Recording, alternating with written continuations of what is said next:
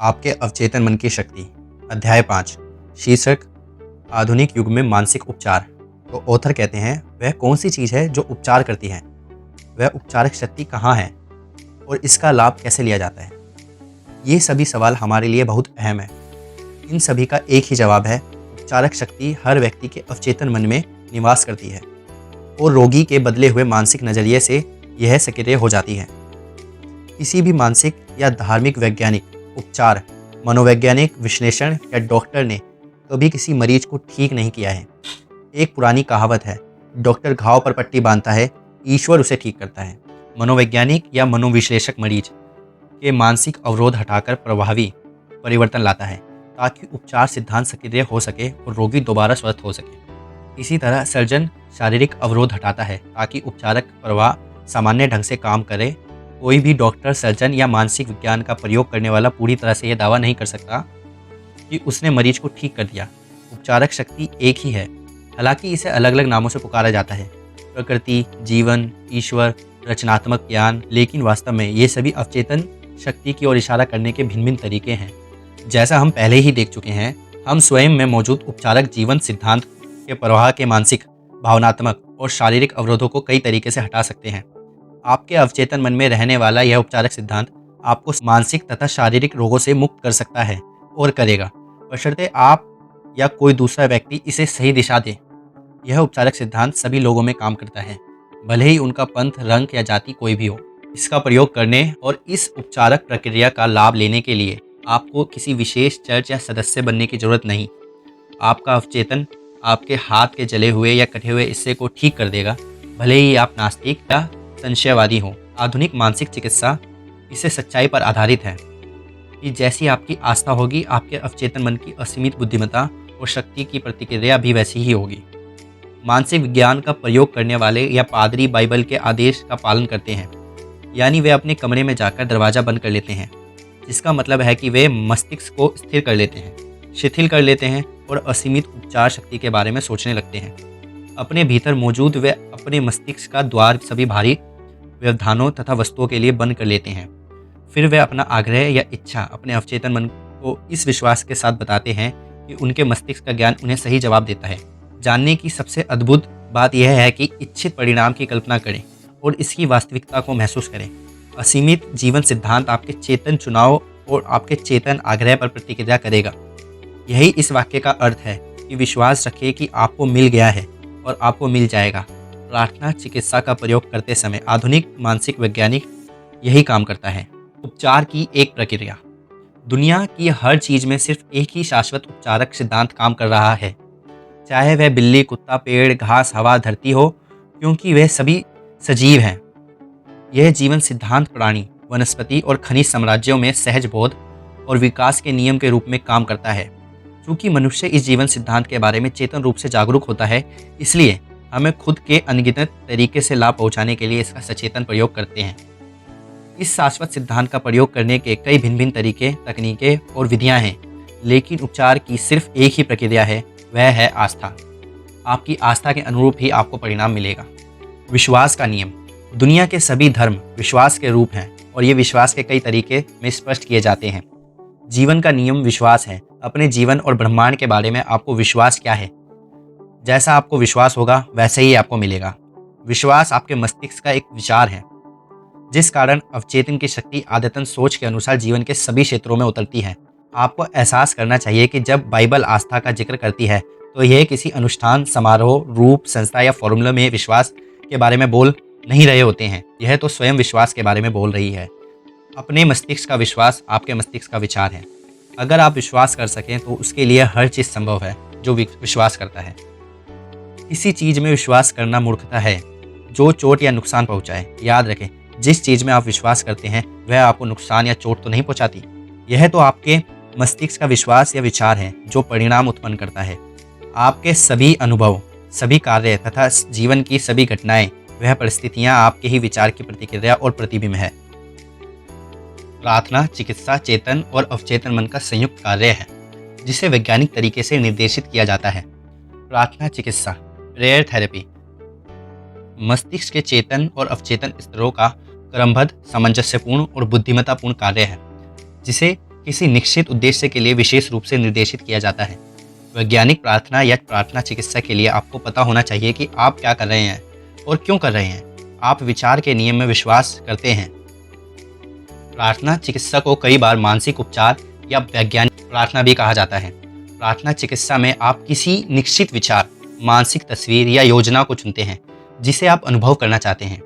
आप इस विचार या मानसिक छवि को अपने अवचेतन तक पहुंचा देते हैं और काल्पनिक अवस्था की वास्तविक अनुभव करते हैं। जब आप अपने मानसिक नजरिए में पूर्ण आस्था रखेंगे तो आपको अपनी प्रार्थना का जवाब मिल जाएगा। प्रार्थना चिकित्सा किसी विशिष्ट उद्देश्य के लिए मानसिक कर्म है। मान लें कि आप प्रार्थना चिकित्सा से किसी समस्या के उपचार का फैसला करते हैं। आप जानते हैं कि आपकी समस्या या बीमारी, चाहे वह जो भी हो, आपके अवचेतन मन में रहने वाले भयाक्रांत नकारात्मक विचारों के कारण उत्पन्न हुई है। आपको एहसास है कि अगर आप अपने मस्तिष्क के इन विचारों की सफाई करा दें तो आप ठीक हो जाएंगे। इसलिए आप अपने अवचेतन मन की उपचारक शक्ति की ओर मुड़ते हैं। आप खुद को इसकी असीमित शक्ति और बुद्धिमत्ता याद दिलाते हैं। आप खुद को यह भी याद दिलाते हैं कि यह हर बीमारी का उपचार करने में सक्षम है। जब आप इन सच्चाइयों पर लगातार सोचते हैं तो आपका डर धीरे धीरे कम होने लगता है। इन सच्चाइयों की याद गलत विश्वासों से जूझती है और अंततः उन्हें परास्त कर देती है। आप उस उपचार के लिए धन्यवाद देते हैं जो आप जानते हैं कि अवश्य होगा। फिर आप अपने मस्तिष्क को उस समस्या से तब तक दूर रखते हैं जब तक कि कुछ समय बाद आपके मन में दोबारा प्रार्थना करने की इच्छा प्रबलता से महसूस नहीं होती है। प्रार्थना करते समय आप नकारात्मक स्थितियों को जरा सी भी शक्ति नहीं देते हैं या पल भर के लिए यह भी नहीं सोचते हैं कि उपचार नहीं होगा। इस तरह के मानसिक नजरिया से चेतन और अवचेतन मन का सामंजस्यपूर्ण मेल बनता है तो उपचारक शक्ति को सक्रिय कर देता है। आस्था उपचार का क्या मतलब है और अंधी आस्था किस तरह काम करती है?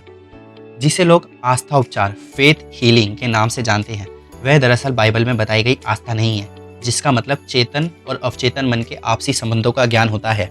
आस्था उपचारक वह व्यक्ति होता है जो उपचार में शामिल शक्तियों की वैज्ञानिक समझ के बिना उपचार करता है। हो सकता है कि वह उपचार की विशेष क्षमता का दावा करे और उसमें या उसकी शक्तियों में रोगी की अंधी आस्था, ब्लाइंड फेथ, उसे ठीक कर दे। दुनिया के कई हिस्सों में पारंपरिक उपचारक अपने रोगियों को नृत्य, मंत्रों और आत्माओं को बुलाकर ठीक करते हैं।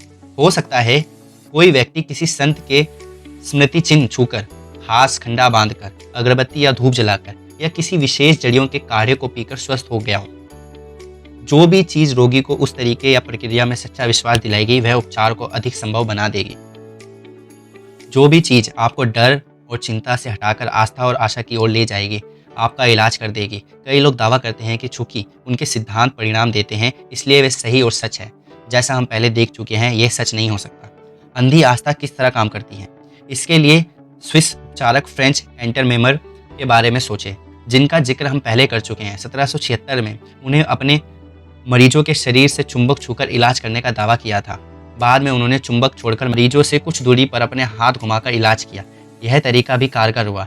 इस नई तकनीक की सफलता को समझाने के लिए मैमर ने प्राणी चुंबकीयता का सिद्धांत दिया। उसका मानना था कि यह द्रव वैसे तो पूरे ब्रह्मांड में फैला हुआ है, लेकिन इंसान के शरीर में सबसे सक्रिय है। उनका दावा था कि यह चुंबकीय द्रव उनके हाथों में बीमार शरीर की ओर संप्रेषित होता है और प्राणी चुंबकीयता का यह स्थानांतरण उनका उपचार कर देता है। इसके बाद हजारों लाखों लोग उनके पास आने लगे और कई अद्भुत उपचारों का दावा किया गया। मैस्मर पेरिस आ गए। वहां की सरकार ने उनके इलाज की जांच के लिए एक आयोग गठित किया।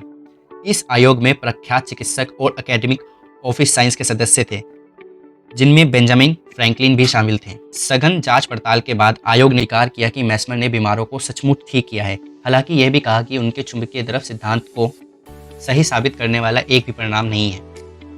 यह अनुमान लगाया गया कि इलाज मरीजों की कल्पना की वजह से हुआ था। इसके बाद मैस्मर को निर्वासित कर दिया गया। 1815 में उनकी मृत्यु हो गई।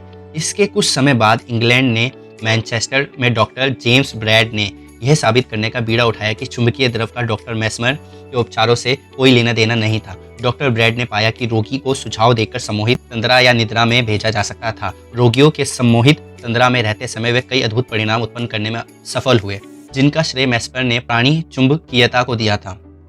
आप देख सकते हैं कि ये सभी उपचार निसंदेह रोगियों की सक्रिय कल्पना और अवचेतन मन को दिए गए स्वास्थ्य के सशक्त सुझाव द्वारा संभव हुए थे। इसे अंधी आस्था कहना अनुचित नहीं होगा, क्योंकि न तो मरीज न ही उपचारक को यह समझ थी कि वह उपचार कैसे हुए। कल्पनावादी आस्था और इसका अर्थ। किसी व्यक्ति का कल्पनावादी सब्जेक्टिव अवचेतन मन उसके चेतन या यथार्थवादी ऑब्जेक्टिव मन के नियंत्रण के अधीन रहता है। यह दूसरों के सुझावों के प्रति भी अति संवेदनशील होता है। इसका मतलब यह है कि जो भी आपका यथार्थवादी विश्वास है, अगर आप उसे सक्रियता या निष्क्रियता से आस्था रखेंगे तो आपका अवचेतन मन उस सुझाव द्वारा नियंत्रित होगा और आपकी इच्छा पूरी हो जाएगी। मानसिक उपचार के लिए विशुद्ध कल्पनावादी आस्था की जरूरत होती है। इसे हासिल करने का सही तरीका यथार्थवादी या चेतन मन के सक्रिय विरोध का अंत करना है। जाहिर है, शरीर के प्रभावी उपचार के लिए सबसे अच्छा तो यह रहेगा कि चेतन और अवचेतन दोनों ही मन आस्था को पूरी तरह स्वीकार करने की अवस्था में हो। बहरहाल, यह हमेशा जरूरी नहीं होता। आप अपने मन और शरीर को शिथिल करके उन्नीदी अवस्था में पहुंच सकते हैं और निष्क्रियता तथा ग्रहणशीलता की स्थिति में दाखिल हो सकते हैं। इस उन्नीदी अवस्था में आपकी निष्क्रियता कल्पनावादी छाप के प्रति ग्रहणशील बन जाती है। एक व्यक्ति ने मुझसे एक बार पूछा, ऐसा कैसे हो गया कि उस पादरी ने मुझे ठीक कर दिया। जब उसने मुझे बताया कि रोग जैसी कोई चीज़ ही नहीं होती तो इसका कोई अस्तित्व ही नहीं होता, तो मैंने उसके एक भी शब्द पर यकीन नहीं किया। मुझे लगा कि वह मेरी बुद्धि का अपमान कर रहा है, लेकिन इसके बाद मैं ठीक हो गया। ऐसा कैसे हो सकता है? जैसा मैंने इस व्यक्ति को बताया, इसका स्पष्टीकरण आसान है। वह पादरी के शब्दों से शांत हो गया। फिर पादरी ने उसे कुछ समय के लिए पूर्णतः निष्क्रिय अवस्था में जाने, कुछ न बोलने और या सोचने की सलाह दी। पादरी भी निष्क्रिय बन गए। उन्होंने आधे घंटे तक शांति से धीरे धीरे तथा दृढ़ता से लगातार कहा कि आप इस व्यक्ति को संपूर्ण स्वास्थ्य, शांति, सद्भाव और पूर्णतः मिल जाए। आधे घंटे बाद उस व्यक्ति को असीम राहत महसूस हुई और वह दोबारा स्वस्थ हो गया। यह देखना आसान है कि उपचार के समय निष्क्रियता के कारण उसकी कल्पनावादी आस्था प्रकट हो गई थी और पादरी द्वारा किए गए संपूर्ण स्वास्थ्य के सुझाव उसके अवचेतन मन तक पहुंच गए थे। दोनों कल्पनावादी मन का तालमेल में थे। अगर इस व्यक्ति ने उपचारक की शक्ति और उसके सिद्धांत के सही होने के बारे में अपनी शंकाओं को उस वक्त उभरने दिया होता तो यह विरोधी आत्म सुझाव के रूप में काम करता। उस स्थिति में पादरी के सुझाव बहुत कम असर दिखाते या बिल्कुल असफल हो जाते। बहरहाल, उन्नीदी निष्क्रियता अवस्था में चेतन मन का विरोध न्यूनतम हो गया था। रोगी का अवचेतन मन पादरी के सुझावों के प्रति ग्रहणशील था। इसने उन सुझावों के अनुरूप कार्य किया और उपचार हो गया। अनुपस्थित उपचार का अर्थ, मान लें आप लॉस एंजलिस में रहते हैं और आपको यह खबर मिलती है कि आपकी माँ न्यूयॉर्क सिटी में बहुत बीमार है। आपकी पहली इच्छा तो यह होती है कि आप घर, परिवार और नौकरी छोड़कर उनके पास पहुंच जाए। लेकिन अगर यह संभव न हो तो क्या आप अपनी माँ को ठीक होने की प्रक्रिया में अपनी आस्था की शक्ति का प्रयोग नहीं कर पाएंगे? ऐसा नहीं है। भले ही आप शारीरिक रूप से मौजूद ना हो, लेकिन आपकी प्रार्थना उन तक अवश्य पहुंच सकती है। परमपिता सबके भीतर रहते हैं। रचनात्मक मस्तिष्क एक ही है। मस्तिष्क का रचनात्मक नियम आपको लाभ पहुंचाता है। आपको तो बस अपने मन में स्वास्थ्य और सामंजस्य का आंतरिक एहसास भरना है। इसकी प्रतिक्रिया स्वतः होती है। आपको अवचेतन मन का यह आंतरिक एहसास आपकी माँ के अवचेतन मन पर काम करता है। सेहत, स्फूर्ति और पूर्णता के आपके विचार एक ही शाश्वत कल्पनावादी मन में काम करते हैं।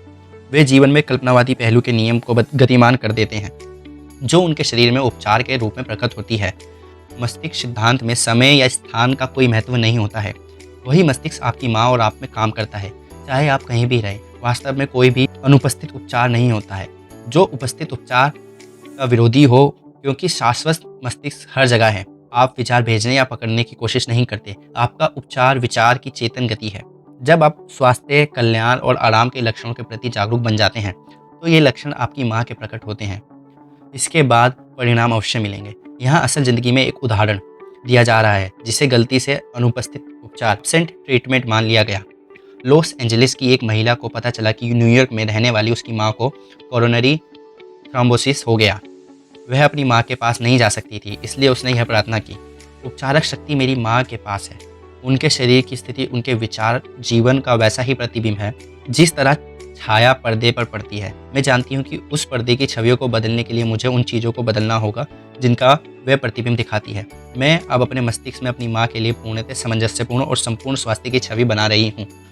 जिस असीमित उपचारक शक्ति ने मेरी माँ का शरीर और उनके सभी अंग बनाए हैं, वह उनके अस्तित्व के हर परमाणु में भर रही है और उनके शरीर की हर कोशिका से शांति की धारा प्रवाहित हो रही है।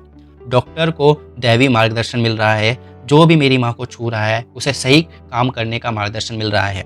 मैं जानती हूँ कि रोग अंतिम सच नहीं है। अगर ऐसा होता तो किसी का उपचार नहीं हो पाता। मैं प्रेम और जीवन के असीमित सिद्धांत की समर्थक हूँ। मैं जानती हूँ और यह आदेश देती हूँ कि मेरी माँ के शरीर में सामंजस्य, सेहत और शांति व्यक्त हो रही है। उसने दिन में कई बार यह प्रार्थना दोहराई।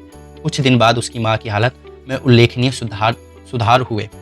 उनका हृदय रोग चिकित्सक हैरान, उससे ईश्वर में प्रबल आस्था के लिए उन्हें बधाई दी।